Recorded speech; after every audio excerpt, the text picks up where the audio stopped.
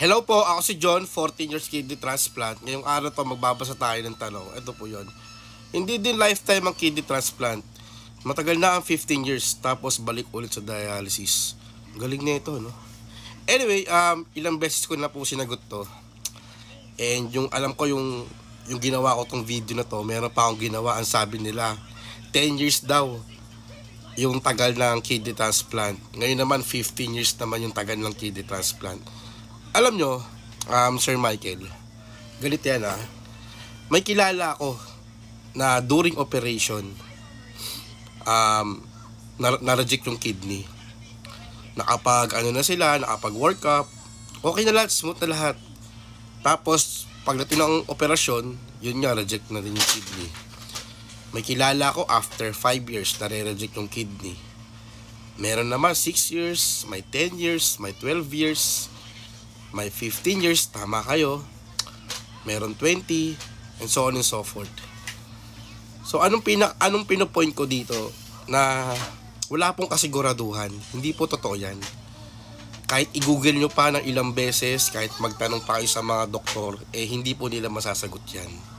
Wala pong nakakasagot yan kahit doktor ng NIPRO or kahit sino man doktor. Lalo na po yung pasyente, tulad ko, di ba? Hindi natin alam kung hanggang kailan ang buhay ng isang kidney transplant. Alam nyo, kahit naman ordinaryong tao I mean, kahit yung isang healthy na tao na walang sakit o walang nararamdaman, hindi rin alam kung hanggang kailan ang buhay niyan. So, ang pinupoint ko dito, wala po nakakaalam. Kahit nakahiga ka dyan, diba? Maaksidente ka, ganyan. Diba? Hindi natin masasabi. Wala talaga nakakaalam. So, as a kidney transplant po, baga parang araw-araw blessing para sa amin. Araw-araw, thankful ako palagi na nakatulog ako ng tama, gumigising ako ng maayos, humihinga ako araw-araw, araw-araw akong gumigising. Thankful na ako doon. Sa mga dumadaan na araw, sa mga nagdaan araw, lagi ako nagpapasalamat na binibigyan pa ako ng marami pang taon. Kaya tayo, habang nabubuhay tayo, piliin natin maging mabuti. Di ba? Hindi natin alam kung hanggang kailan tayo. May nababasa pa ako dati sa post na biglaan, nagkakasakit, nawawala. Yun yung pinupoint ko na hindi natin alam kung hanggang kailan tayo. Walang makakapagsabi, di ba? Kahit yung healthy tao pa, hindi niya rin masasabi kung hanggang kailan siya. At the end of the day, lahat naman tayo hahantong doon, di ba?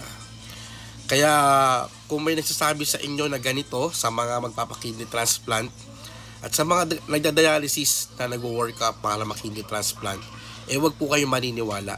Wala pong kasiguraduhan kung hanggang kailan ang kidney transplant at kung kailan babalik sa dialysis. Ayun lang po, sana naging malinaw lahat ng mga pinagsasabi ko. And ingat po palagi and God bless sa ating lahat.